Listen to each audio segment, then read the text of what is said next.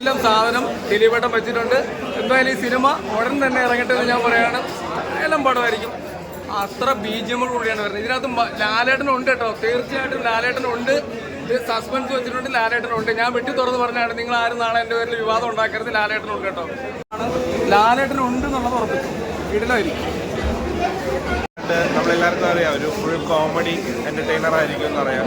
ഇപ്പം അവർ ഒറ്റക്കൊറ്റക്ക് ചെയ്യുന്ന സിനിമ തന്നെ നമുക്ക് എല്ലാവർക്കും ഒത്തിരി ഇഷ്ടമുള്ളൂ. അപ്പം 3 പേരും കൂടെ ഒരുമിച്ച് ഒരു ട്രെയിനിൽ വരുമ്പോഴാണ് ഉറപ്പായിട്ടും നമുക്ക് എല്ലാവർക്കും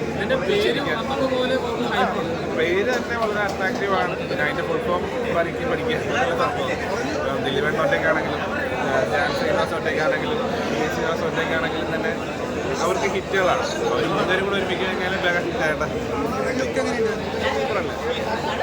അപ്പോൾ അതിൽ ആ ടീച്ചറിലെ ആ ഒരു ബ്ലാക്ക് ഷർട്ടൊക്കെ ഇതിനുള്ള ആ ഒരു ഒറ്റ ലുക്ക് മതിയല്ലേ പറഞ്ഞാൽ ഇത്രയും കാലമായിട്ട് നമ്മൾ എന്താണ് ദിലീപേട്ടൻ നമ്മൾ പ്രതീക്ഷിച്ചത് അത് തീർച്ചയായിട്ടും 100% ഇതിൽ നമുക്ക് കിട്ടും.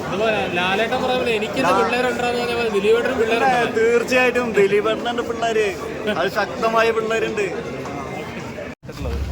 അപ്പൊ ഇതിനെക്കാട്ടി വലിയ സംഭവങ്ങൾ ഇനി സിനിമയിൽ കാത്തിരിക്കും.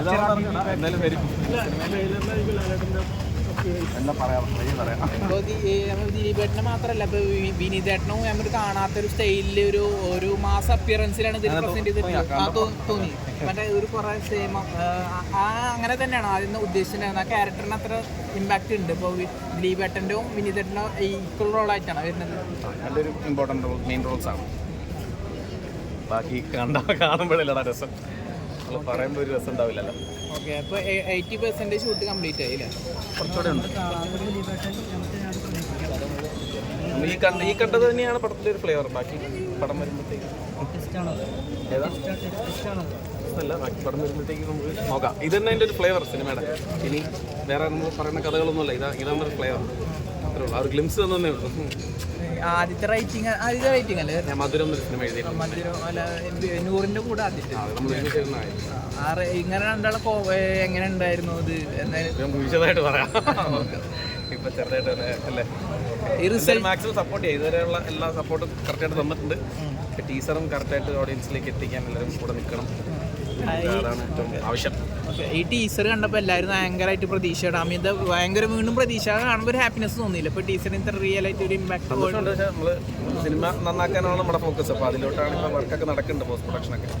അപ്പോൾ അത് ഏറ്റവും നന്നായി വരിക എന്നുള്ളതാണ് പ്രധാനം. ഇതൊരു ചെറിയൊരു സന്തോഷം നമുക്ക് തന്നിട്ടുണ്ട്. സിനിമ അൾട്ടിമേറ്റ് പ്ലാനിങ് ഉണ്ട്, ഉടനെ അറിയിക്കാം. ശരിയാണ്. എല്ലാ സിനിമകളും വിജയിക്കണം, പക്ഷെ എന്നാൽ പോലും അങ്ങനെ മനസ്സിൽ നമ്മൾ ഈ പടം കൊള്ളാലോ, ഇതൊന്ന് കാണണം, അങ്ങനെ തോന്നുന്നു.